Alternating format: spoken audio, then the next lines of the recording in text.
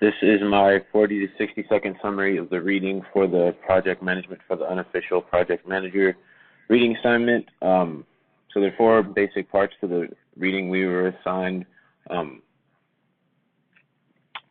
First, there's two basic parts, First was risk management. So here we're pretty much trying to outline the risks, all the possible risks as a project manager that we think we might have when we go into a project.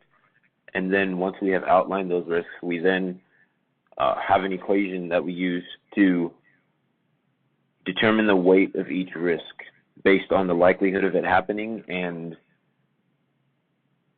the impact that it would have.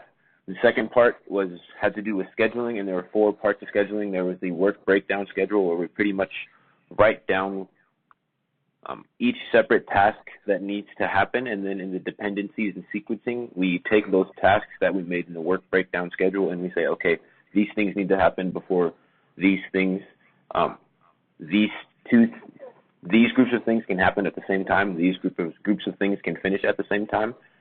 And then there are also things that need to start before other things finish.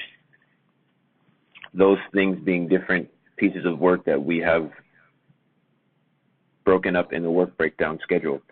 Then the third part of scheduling is work versus duration. So we take each piece of work in our work breakdown schedule and say, okay, this is going to take X amount of hours of work over a certain duration of X days, whatever that may be. And then finally, we have a critical path where we take different pieces of our work breakdown schedule and say, okay, these things need to happen at these specific times